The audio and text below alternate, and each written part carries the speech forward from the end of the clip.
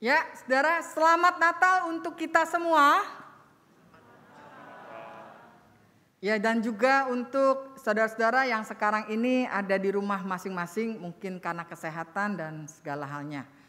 Nah, saudara, kita bersyukur karena pada pagi hari ini kita merayakan Natal di tahun 2022. Luar biasa ya, kalau dipikir-pikir, mungkin ketika pandemi ini kayaknya kok nggak berhenti-berhenti begitu, kita masih bertanya-tanya kapan sih bisa merayakan Natal dengan jumlah orang yang sekian banyaknya. Nah, saudara, puji Tuhan, luar biasa bahwa kita bisa merayakan Natal. Walaupun memang masa pandeminya belum kelar, tapi situasinya sudah semakin membaik. Nah, saudara, tema yang diangkat pada pagi hari ini adalah mewartakan Tuhan. Mewartakan Tuhan dalam kegembiraan. Nah, kalau kita bicara tentang kegembiraan, saya nggak jauh-jauh mau bicara tentang, ini memang susahnya kita pada pakai masker ya. Tapi Bapak Ibu, kalau tadi Bapak Ibu datang ya dari rumah sampailah di lobi gereja, bagaimana Bapak Ibu merasakan sambutan dari majelis jemaat GKI Surya Utama? Mungkin dari wajahnya nggak kelihatan ya, biasanya kan kalau orang senyum giginya kelihatan gitu ya. Sekarang nggak gitu terlalu kelihatan.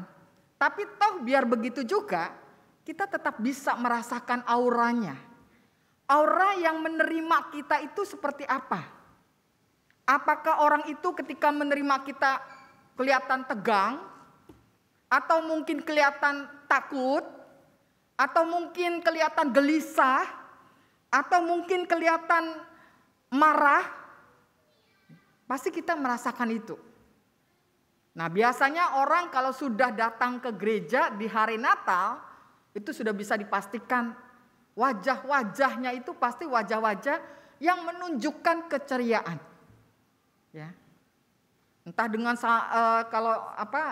salam namaste gitu ya, tapi wah dengan gerakan atau apa yang memberikan keyakinan bahwa kita disambut dengan baik.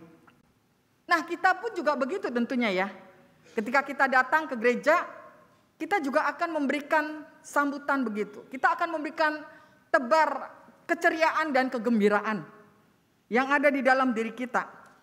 Apalagi kalau sudah masuk di ruang ibadah ini. Bapak Ibu akan melihat begitu banyak lukisan-lukisan yang kalau kita lihat dari awal sampai kita merayakan Natal ini terus bertambah begitu ya, sampai ke pojok begitu, dari ujung sana sampai ke ujung sini. Itu semua dilakukan Bapak Ibu supaya apa? Supaya yang namanya semangat beribadah, semangat bersekutu itu kembali dikobarkan. Karena kita merasakan juga ya, belakangan ini memang sejak pandemi ini yang namanya mager, malas gerak itu sedang menyusup ya, di sebagian besar juga warga jemaat.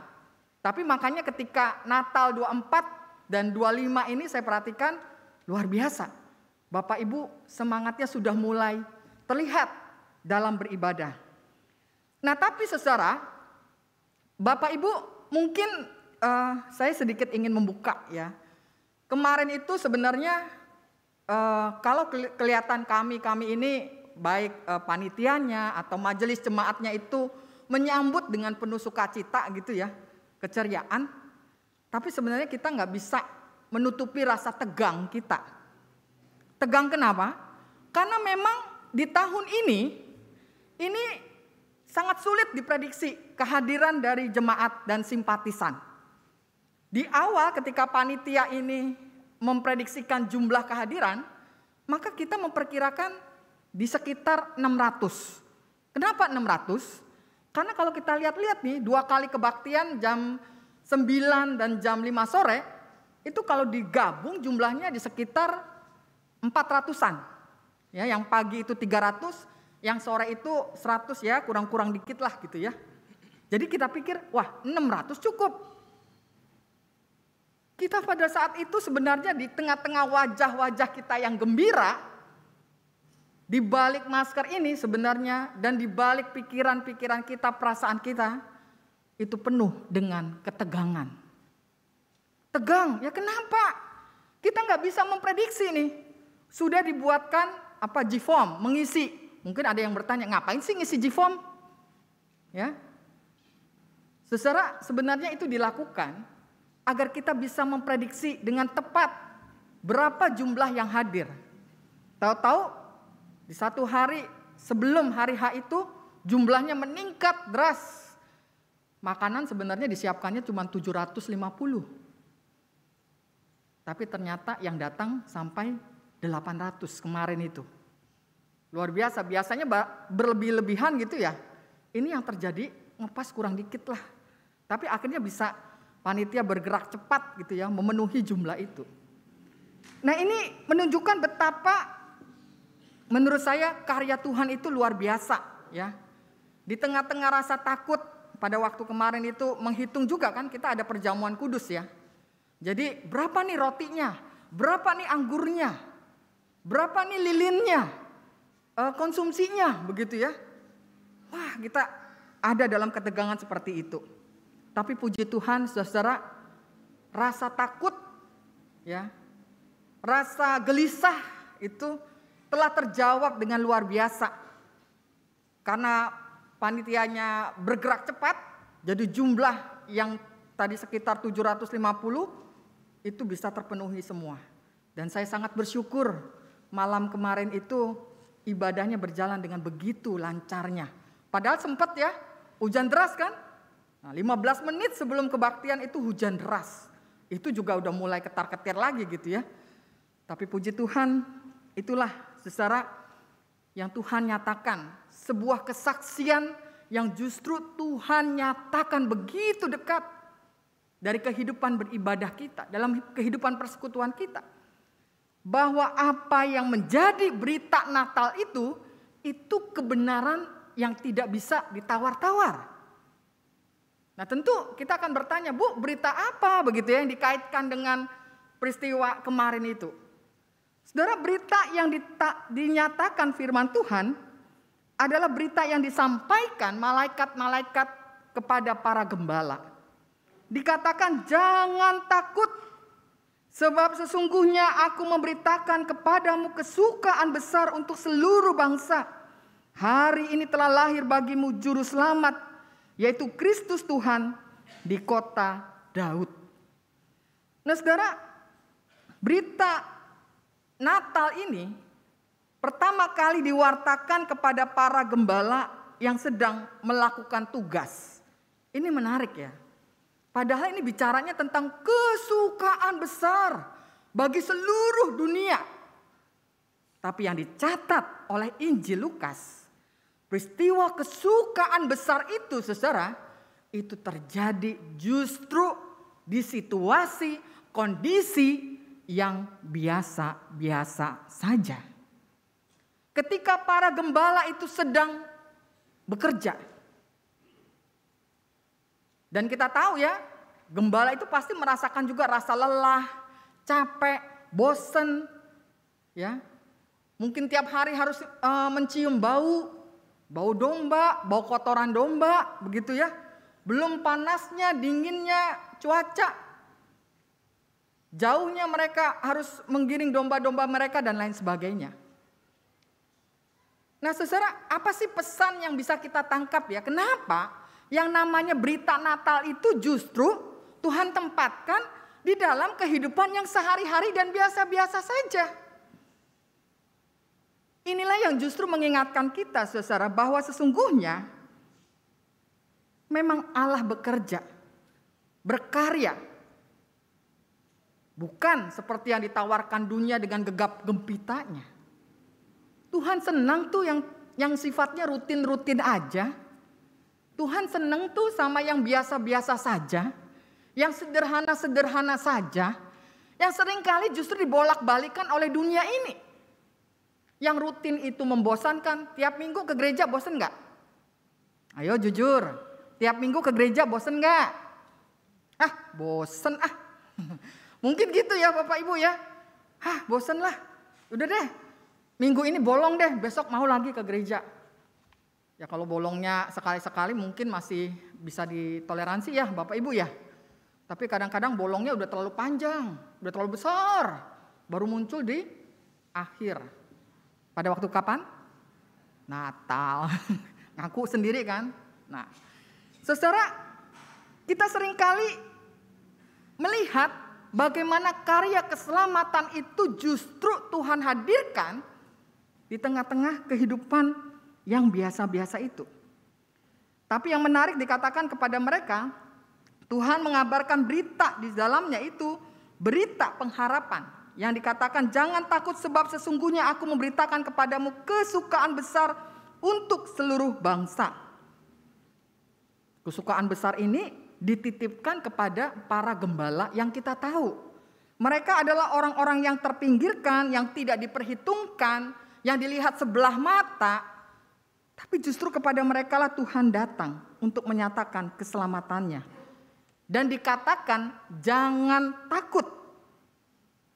Saudara bicara takut, siapa sih yang tidak takut mengkhawatirkan tahun 2022 ini sudah mau memasuki 2023, ketar-ketirnya makin tambah.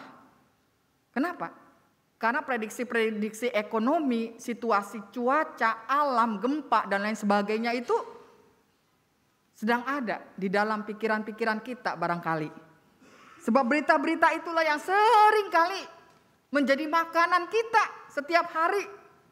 Baca berita, ketemunya yang begitu-begitu. Sehingga mungkin kita juga bertanya, apa betul sih Tuhan tahu bahwa Tuhan mengenal setiap kita, mengenal anak-anaknya yang diciptakannya itu di tengah-tengah situasi yang berat ini? Saudara, saya katakan, Allah tahu dan sangat tahu bahwa hidup saudara dan saya ini berat. Tahu. Dia tahu bahwa kita tidak mudah menjalani hidup ini. Tetapi karena hidup ini berharga. Ini yang harus kita ingat. Karena hidup ini berharga. Maka seberat apapun juga saudara dan saya harus memperjuangkannya. Hidup harus dihidupi. Maka berita jangan takut itu sebenarnya menjadi sebuah penghiburan. Dan sekaligus juga itu berita pengharapan bagi setiap manusia. Berita itu menjadi penghiburan. Kenapa saudara? Ini menarik ya. Bu, kalau Tuhan aja mengatakan jangan takut, apa itu berarti kita tidak boleh takut? Wah, bagaimana? Nggak boleh takut ya nggak bisa lah. Itu terlalu ideal begitu ya. Saudara, mari kita memahaminya tidak begitu. Tuhan tidak melarang saudara untuk takut. Dilarang pun saudara akan takut kan? Tuhan tidak melarang kita untuk takut. Allah juga tidak marah, kecewa kepada setiap orang yang takut dan tidak berdaya. Allah tidak kecewa. Justru berita Natal ini mau mengatakan kepada saudara dan saya, Allah mengetahui setiap ketakutan yang dirasakan oleh manusia.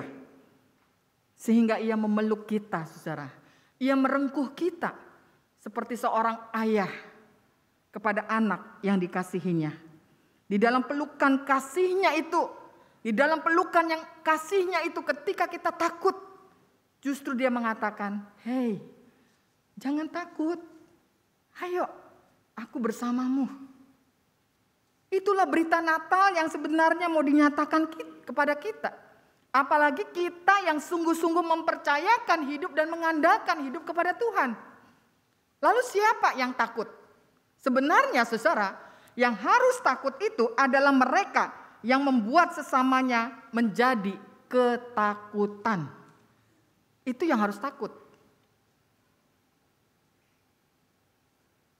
Yaitu mereka yang dengan kekuatan, kekuasaan, dan segala sesuatu yang mereka miliki untuk menakut-nakuti hidup manusia. Nah, itulah sebabnya saudara-saudara, orang-orang yang pada dirinya menebarkan dan menciptakan ketakutan di dalam hidup sesamanya, justru ketakutan itu menjadi milik dia. Ketakutan, saudara, adalah sesuatu yang memang wajar, tetapi di dalam ketakutan itulah kita membawa setiap ketakutan kita kepada Tuhan. Lalu kita bertanya, Bu, kalau kita sudah membawa ketakutan-ketakutan sama Tuhan, kepada Tuhan, lalu apa buktinya kan gitu ya? Saudara, buktinya ada. Mungkin kita harus kalau membaca Alkitab itu agak sedikit bacanya jangan cepat-cepat. Kita mesti membacanya pelan-pelan supaya kita bisa memahami isi dari firman Tuhan itu. Ya, kalau kita membaca di dalam Lukas 2 ayat 12, ya kita baca ya Bapak Ibu ya. Lukas 2 ayat 12 dikatakan di sana. Dan inilah tandanya. Perhatikan ya. Dan inilah tandanya bagimu, kamu akan menjumpai seorang bayi dibungkus dengan lampin dan terbaring di dalam palungan. Jadi saudara, firman Tuhan pagi hari ini mengatakan bagaimana supaya saya tidak takut. Ternyata firman Tuhan mengatakan ada tandanya. Nah, tanda inilah yang seringkali tidak kita hayati secara dalam hidup iman kita. Tandanya apa? Ada tandanya kata Tuhan. Tandanya itu adalah ya, di dalam kehidupan kita kamu akan menjumpai seorang bayi dibungkus dengan lampin dan terbaring di palungan. Itu tandanya. Jadi artinya saudara, manusia itu sudah diberi tanda bahwa kita tidak boleh membiarkan diri di dalam ketakutan terus-menerus walaupun betul ada rasa takut itu. Karena kenapa saudara, kalau ketakutan itu terus-menerus kita pelihara, ini akan merenggut sukacita kita. Walaupun kita ada di gedung ini, kita merayakan Natal, kita bersama-sama bernyanyi puji Tuhan dan lain sebagainya, tapi kita tidak menghayati secara sungguh, maka kita tidak akan berangkat dari rasa takut itu. Tuhan sudah memberikan tandanya pada saudara dan saya dan pada seluruh dunia ini dengan kehadiran Yesus dalam diri seorang bayi. Nah, udah dikasih tandanya, tapi yang dihadirkan itu bayi. Kenapa sih bayi? Justru di tengah-tengah situasi yang seperti ini, kenapa bayi? Kenapa bukan seorang raja dengan kehebatannya dan lain sebagainya gitu ya. Saudara, inilah yang harus kita hayati. Bahwa dikatakan di dalam firman Tuhan, kamu akan menjumpai seorang bayi dibungkus dengan lampin dan terbaring dalam palungan. Seorang bayi itu memang gambaran yang lemah dan tidak berdaya. Tetapi itulah yang dipilih Allah untuk menyatakan inkarnasi Allah di dalam hidup manusia. Allah mengajak manusia untuk belajar sebenarnya lewat gambaran tanda seorang bayi itu. Bahwa pergulatan hidup kita bukan kita hadapi, kita lawan dengan kekuatan, kekuasaan, uang, senjata, koneksi, nepotisme dan lain sebagainya. Tetapi yang Tuhan mau pakai, gambaran seorang bayi itu. Bayi yang penuh dengan kelembutan, kejujuran, kepolosan. Ya istilahnya tidak ada dosa di sana gitu ya.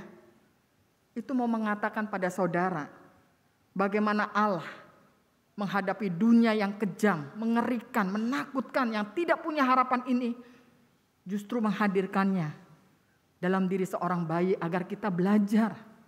Belajar tentang kasih, belajar tentang kelembutan, belajar tentang kepolosan, kejujuran, kebenaran. Dan tidak membiarkan bayi yang mungil, yang cantik, yang memberikan keteduhan pikiran, perasaan setiap orang yang melihatnya itu. Kenapa? Karena pada bayi itu tidak ada hal-hal yang jahat. Justru dalam bayi itulah yang kelihatannya lemah, tidak berdaya, Allah hadir sebagai juru selamat dunia. Oleh sebab itulah saudara, di dalam hidup saudara dan saya, kita belajar bagaimana menghadapi hidup ini memang tidak mudah. melelahkan, membosankan. Entah saudara mengalami sakit penyakit, entah saudara mengalami kesulitan keuangan, entah saudara mengalami rumah tangga yang kok begini-gini aja, membosankan, melelahkan, antara hubungan suami istri, orang tua dengan anak. Tetapi kalau kita percaya bahwa apa yang dinyatakan oleh firman Tuhan, palungan, lampin, yang semuanya itu dipakai Tuhan untuk menegaskan apa sih palungan, lampin itu? Untuk menegaskan tentang kesederhanaan. Ya biasa-biasa saja. Apa adanya diri kita dengan segala kelemahan, kerapuhan, keringkihan kita, enggak apa-apa. Enggak apa-apa. Justru Tuhanlah yang mau datang pada saudara dan saya.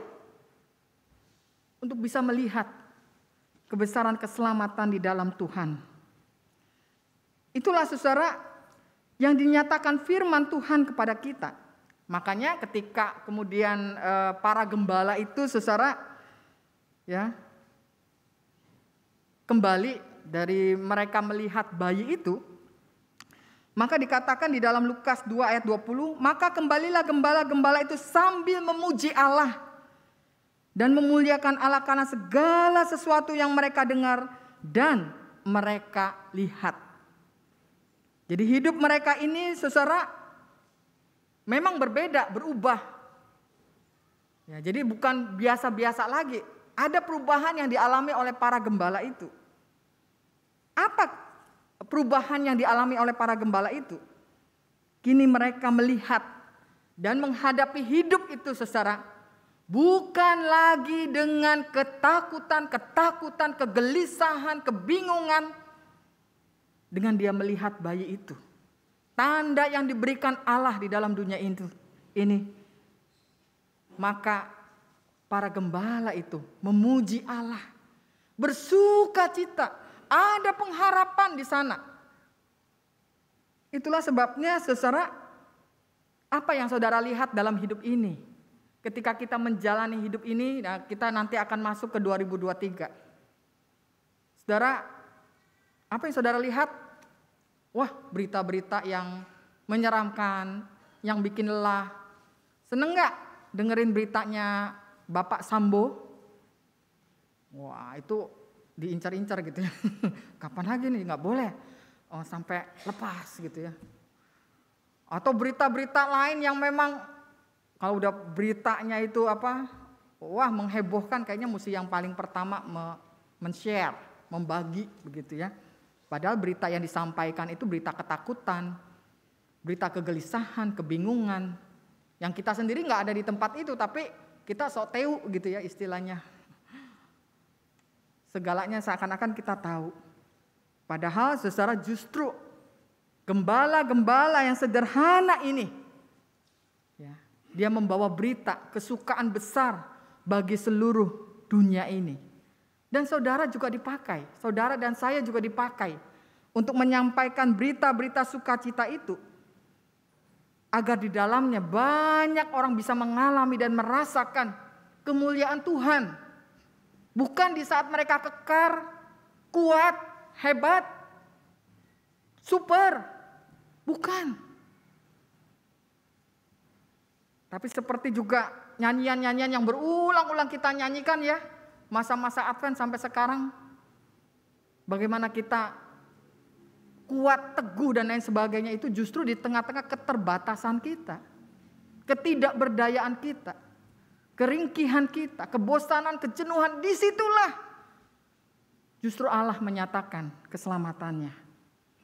Nah karena itu saudara, mari kita bawa warta tentang Tuhan itu dengan penuh kegembiraan. Kegembiraan kenapa? Karena kita sudah melihat tandanya. Tanda yang 2000 tahun itu sudah diberitakan kepada para gembala. Dan tanda itu hadir di tengah-tengah kehidupan kita untuk meyakini iman kita. Jangan lihat segala peristiwa-peristiwa dunia, lalu kemudian memakannya telan habis gitu ya. Tapi mari hadapi hidup yang kita tahu memang berat, tidak mudah. Tapi dengan seperti seorang gembala, ya, membawa berita sukacita untuk seluruh dunia ini. Amin.